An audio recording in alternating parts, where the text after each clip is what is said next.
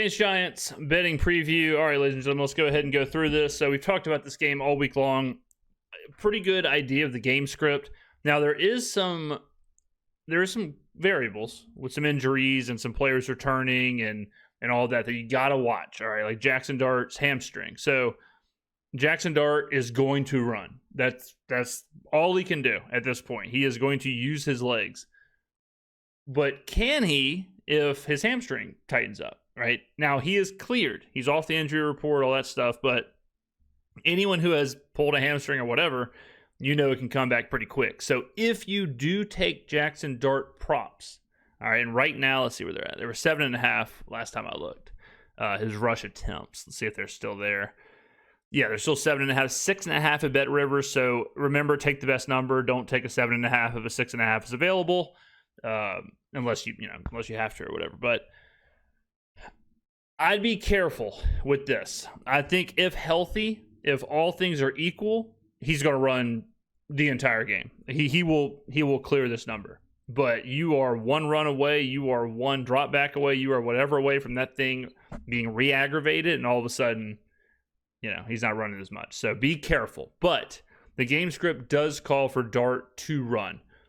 What I played earlier in the week was Cam Skattebo receptions. I did that because quarterbacks, young quarterbacks especially, security blankets, tight ends, running backs, okay? Without Malik Neighbors, I think Jackson Dart is going to look to check down a lot. And we know the Saints keep things in front of him. So I think there's not going to be that many shots downfield. That leads to getting Cam Skattebo in space or just giving him the ball, see what he can do. I got this. Let's see here. Cam Skattebo, 2.5. Okay, so 2.5 is the number. So you need 3 receptions to go over here. All right, so it's a low number, but it's one of those things where I think it's low because of the averages, and if you can get the game script in your favor, then you'll be all right. So I like this. I played this earlier in the week. I also played his receiving yards. Now I got it at 15.5 at I think it was Fanatics, or let me see. I'm pretty sure it was 15.5. It was low. So this has moved dramatically. 17.5 is the best on the market at MGM. Again, don't hate it. If you're going to play 17.5, don't hate that at all. What else I like is Spencer Rattler rushing. So we've talked about this all week long. The Giants are really good at pass rush. They are going to play man on the outside. Spencer Rattler is at his best when he's running around, when he's scrambling, picking up first downs, extending drives with his legs. That's where he has the highest EPA when he is on the field. Bottom line. That's what he's going to be asked to do.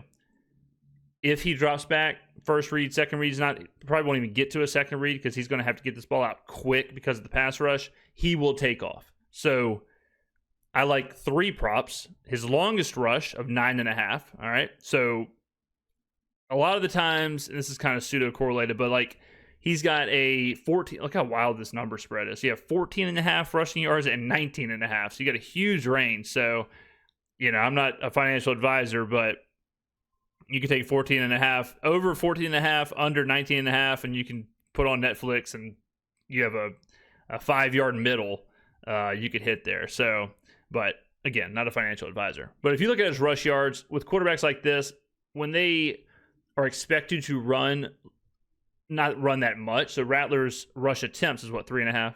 3.5 at Fliff, 3.5 at Caesar. So he's expected to run 3 to 4 times, okay? 3 to 5 times, somewhere in there. But he's expected to get anywhere between 15 and 20 yards. More than likely, he's going to pick that up in one run where he escapes, he gets a first down. We see Baker Mayfield do it all the time. So I think you got to protect yourself. I think you take all 3. I took all 3. I took the 3.5. I took the long rush of 9.5. And I took the rushing yards of, I'm in that like 14 or 15 category, somewhere in there. With the yards, you can get burned with kneel downs. So kneel downs count as a rush attempt, but they also count as negative yards. So sometimes you got to factor that in. If you think the Saints are going to win, you got to factor that in as well. Now, we've been hitting the Chris Olave receptions every week, right? this is the first time where you have to factor in a positive game script for the Saints. If the Saints are up and if they have success on the ground, they are just going to run the football. That's it.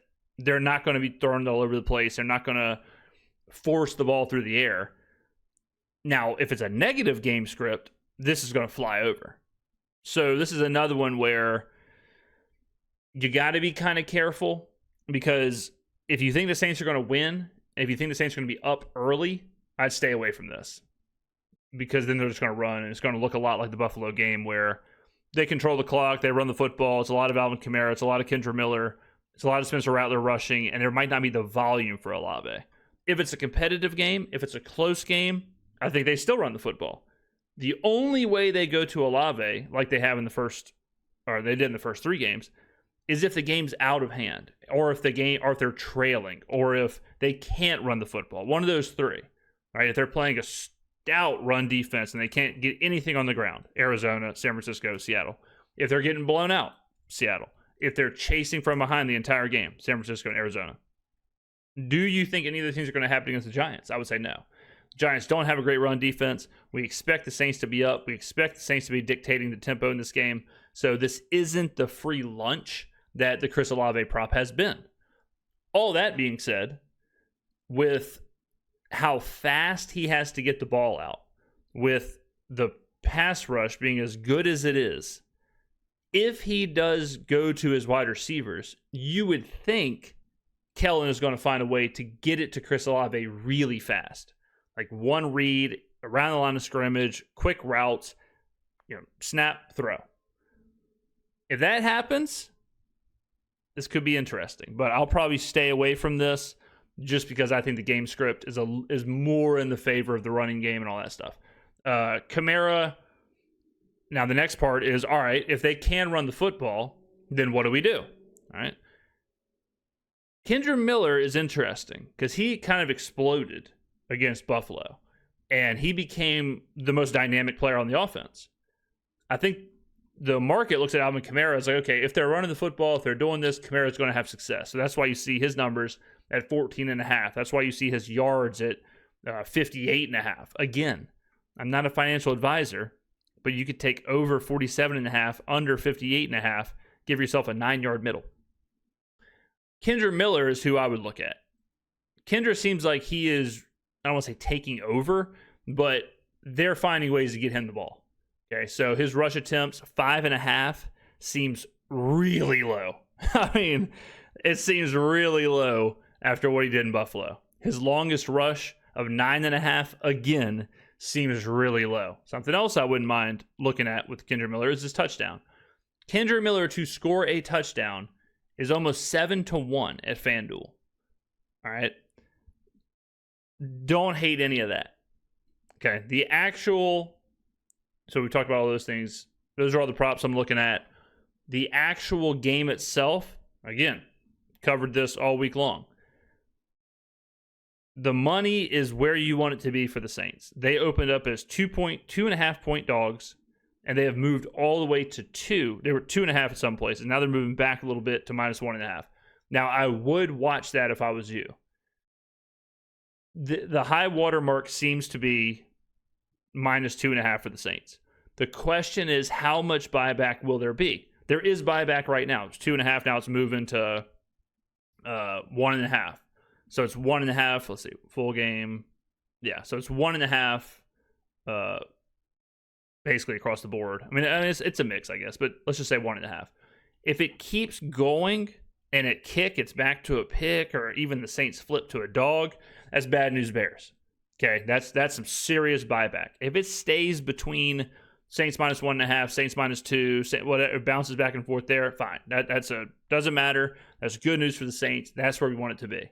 The betting splits show 73% of the tickets, so 7.3 people out of 10 are betting on the Giants. Giants just beat the Chargers. Jackson Dart's sweet. He's got swag. He's got see-through glasses or whatever. But 62% of the money is being bet on the Saints. So Joe Public saw that game last week and said, whoa, hold on a second. The Giants beat the Chargers. Chargers were undefeated. Saints haven't won a game. Of course the Giants are going to win. They're getting points. Come on. But the money the respected money is coming in on the Saints. And you always want to be on the money. You don't want to be on the tickets. You love these kind of splits. This is another one. 65% of the bets are on Tampa. 85% of the money's on Seattle. Okay, so where is the smart money? It's on Seattle. Here's another one.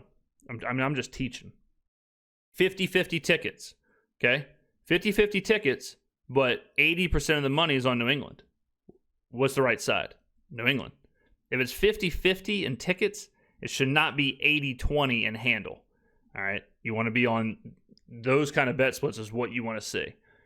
Here's another. This one isn't as extreme, but 60% of the tickets are on Baltimore. No way Baltimore can lose another one. Come on, back against the wall. But 52% of the money's on Houston. Again, that's not that big of a split, but still, you like to see that kind of stuff. Arizona, 60% of the tickets are on Arizona. 55% of the money is on Tennessee. That's, again, slight, but you still want to be on the right side of those. And then sometimes it's on the same side. So 54% of tickets are on the Browns, but 84% of the money. So it's the right side as the Browns, even though they're both, it's not like a staggered split, but because it's dramatically more money, the Browns are the right side there. So, right, I mean, it's just a perfect storm for the Saints. I mean, it honestly is. Like, it's one of those things, as a gambler, you have like these systems, like in hockey. You know, I love to take like home teams when their opponent is playing off of a back-to-back and the home team isn't on a back-to-back. Like little systems like that just work, and you just got to try and look at the calendar and try and, you know, see your spots. College basketball.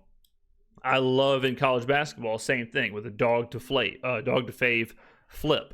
I love betting on unranked home favorites against ranked opponents, like Cincinnati right now. Cincinnati, Iowa State.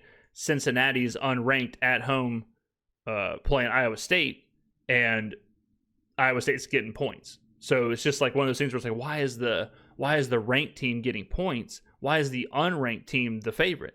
And a majority of the time, it comes in like that. And this is one of those systems where the Saints match like 4 systems. They flip dog to fave. They match the betting split system.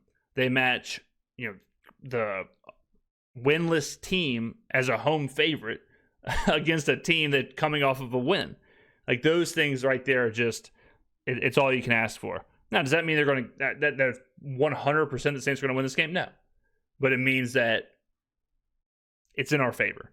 And even if it's a 60% chance, 65% chance, yeah, there's a 40%, 35% chance they lose, but the majority of the time they're going to win this game. I think that's how it's going to be. I think the Saints have a matchup, I don't want to say a matchup advantage, but I think they have what it takes to do what the Giants do not want their opponents to do.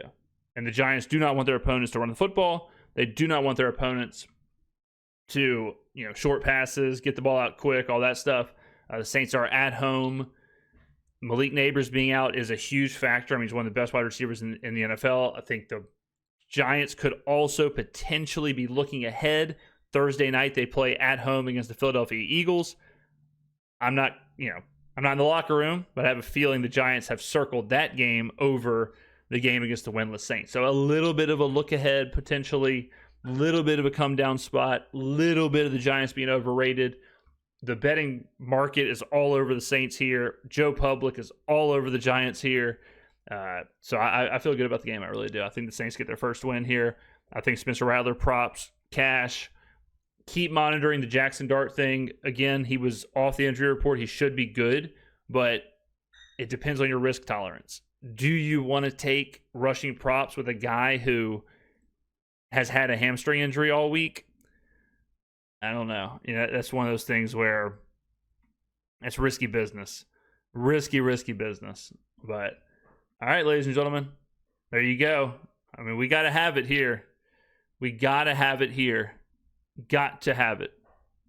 Let me know in the comments below what you think. Thank you for watching. I will see you in the next video.